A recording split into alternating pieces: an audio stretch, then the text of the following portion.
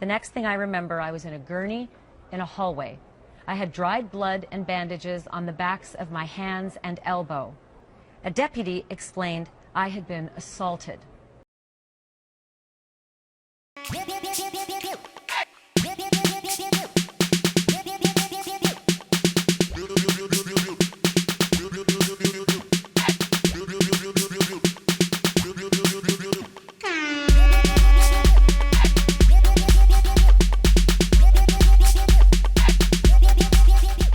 Welcome to Whine and Whine, where a few girls get together and do a lot of talking and a little bit of drinking. Or vice versa. Yeah, you know, whichever way. Right. Today, I want to start out by talking about a topic that affects a lot of women, rape. Now, in the news in recent months, they had this case around this young lady who was raped in California. College campus, found unconscious behind a dumpster, and she had been raped. And there's been a lot of talk about the sentence that this young man received. Yeah. And he got like 6 months in jail and may be out. Hell, Maybe by out the in time 3. we put this out, he might be out because he might get out in 3 months with the California systems. And you can juxtapose it to this young black athlete from an affluent school who also committed about the same crime and received, I think it was 15 years in jail or something crazy like that. Yeah. Right? So what's the deal with this system here? The system is not set up to protect black people. That's just what it is. So that's why you'll see like more harsher sentences on black people opposed to a white person who just gets off. They get probation. They don't want to give them a harsh. They always plead insanity, right? And they get over because the system was not meant for us to protect us. Yeah, this judge who went to Stanford and was an athlete, much like this young man, said he didn't want to give him a harsh sentence because it might have adverse effect on his life. Right, And, which you know, is the most bullshit thing I've ever heard. And also they said something about like he didn't have a criminal past. right. This is first. I'm sorry, offense. like you get tried for the crime that you committed, not for your past. Like that's not how But this it is works. my first rape I've been caught doing. So awful. I feel like there's definitely a disparity in race and class, but we're really forgetting about the victim here. And the system seems to not be fair for women also. I mean, if you've read her letter, I know we've all read her letter, everyone sitting on this couch, it's heartbreaking. Absolutely. The, description of not necessarily what happened to her in the moment, but how she felt immediately after waking up and realizing she doesn't have on underwear and trying to wonder why. Trying to figure out where these pine needles came from, So I feel like though the system, does fail African Americans and we're making these comparisons, it definitely, in this case, failed her. Fails women constantly. I mean, Right. it's no wonder women don't want to report it because it so rarely works out in their favor, and then they have to relive it constantly, and you go to court and you have to face the person. Like it's so much struggle for probably not going to have a lot of payoff in the end. Just reading her descriptions in the letter about when she was at the hospital and she just wanted to, I think she said, I wanted to take my body off like a jacket and just leave it there. That just like destroyed me when I read that, and hearing how she couldn't sleep until 6 a.m. for 3 months straight. And, Brock Turner's dad is talking about how he can't eat steaks anymore. Oh like, my God. kidding me? And Right, he saying likes that to this was a grill. non-violent crime. So 20 minutes of violent, unwanted sex. Wasn't she rape? unconscious? And she was unconscious. Well, we need to talk about that actually, because this is a thing that's coming out where people are talking about unconsensual sex, non-consensual sex. There is no such thing. There is sex and there is rape. So if you have sex with somebody who did not say yes to you, you did not have sex with them. I was you reading raped a them. woman with that argument. And it's really, really important that, like, because we all agree, like, we know that rape is an issue, to make sure that when we talk about things like this, we don't call it sex, because it's not. We need to call it what it is and make sure that we're really, really clear about that. Even when I was younger, when you were conscious, if you were in this kind of circumstance where you got drunk and left with some boy, people would pretty much say, you got what you deserve. Right. Right? Yeah. And I wonder sometimes if this older judge, too, still has some of that mindset. And a big, what I'm really struggling with right now is this case, it's been blowing up all over my social media, and tons of my female Still, friends. after a month? Yeah, tons of my female friends posting about it every day. Where are the men posting about it? There are so few that are willing to speak. And I'm sure that there are people who agree that it's wrong and they're not speaking up. Speak up, men who are listening. Speak the fuck up, because we need you. And it's only going to Breaking the go... fourth wall. I mean, it's only going to go so far if women are the only ones talking about it. Like, we are the ones who are being oppressed. We need the oppressors to speak on our behalf. Rape culture will never end if men don't take responsibility for their actions, if fathers don't teach their sons, don't rape women, instead of mothers and fathers teaching their daughters, you know, make sure you go out in pairs, make sure you have your phone on you, don't drink too much, don't wear that. That's never going to work. We see that it doesn't work. This is Whine on the Streets. It's your girl, Charlene.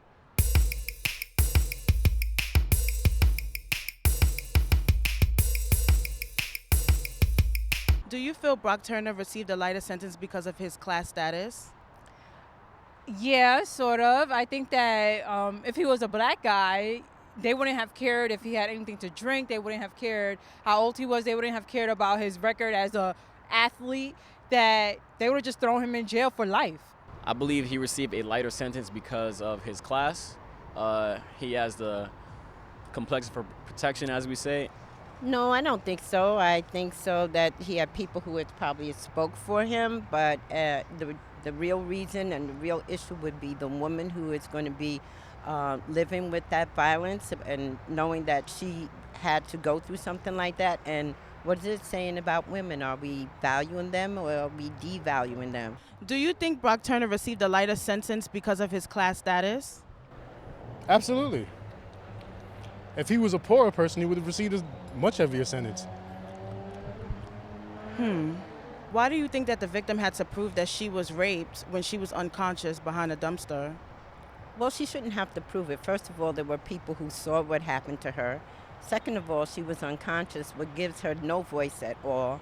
And third of all, we have to congratulate those people who actually took the time to stop it. That means that someone cared about her humanism and decided that they should do something about it. It's the rape culture that we live in. Basically, women we're not human compared to men. We live in relation compared to men. So we have to prove when we're hurt. We have to prove anything that is against them, because it's just like we're going up against a society that men are more privileged than women. Our laws and common sense would dictate that he should go to prison for a long time. He should be prosecuted to the fullest extent. It's a travesty. You rape a woman, you get 6 months because it'll be too harsh for him. While organizers in Brooklyn get years for inspiring others to actually stand up for themselves. That's all we have for today. It's your girl, Charlene. When you see me in the streets, holla at me. Nah. If it was a different way around, if it happened to the judge's niece, would he have given the same sentence to someone else? But that's a really slippery slope too. And this is a thing that really pisses me off that powerful men do when they're talking about rape. Is they're like, these are our mothers, these are our daughters, these are our sisters. But women don't solely exist in their relationships to men. Like, women are people too. It shouldn't be because it was your niece. It should be because you're a decent human being who understands that she is a person. If you had a niece that this happened to, would you be more empathy. sympathetic? Right. His Have the empathy. for you should not be dependent on how you are in relationship to his life. Is it fair to tell people how they can be empathetic, why they should be? Like, I think when it comes to being a judge, when you're dealing Yeah. with sentence Yeah. for a crime, it matters. men might not get it, right? They think that, the whole world is their whole sometime, some men. Whole? A cavity for them. Our joke, y'all might learn about later.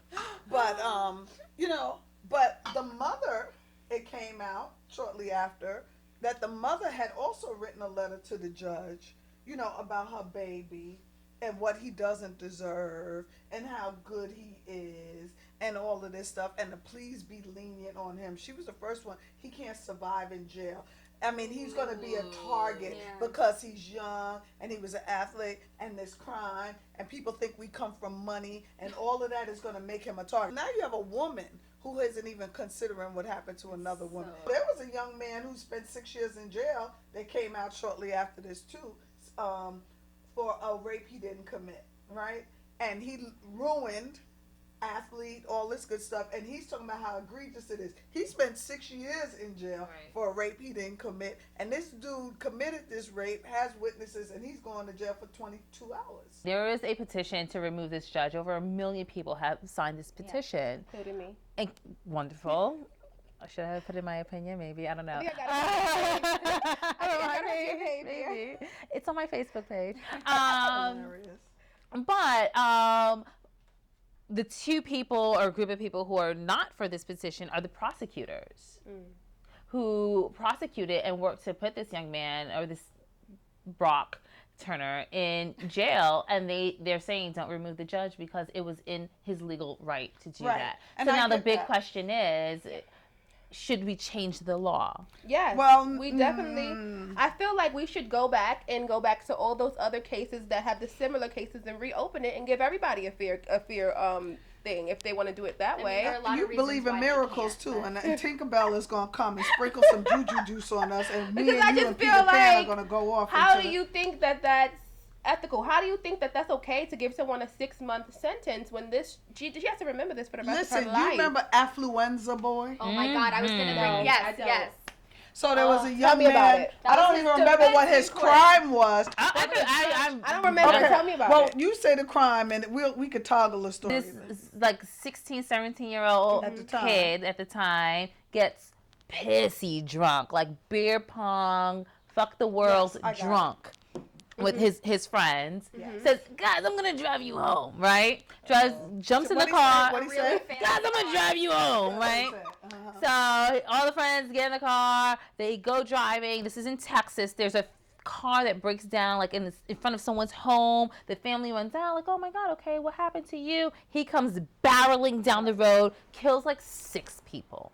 And essentially what the argument of his attorneys was that he's so rich, he comes from so much affluence. He doesn't know better.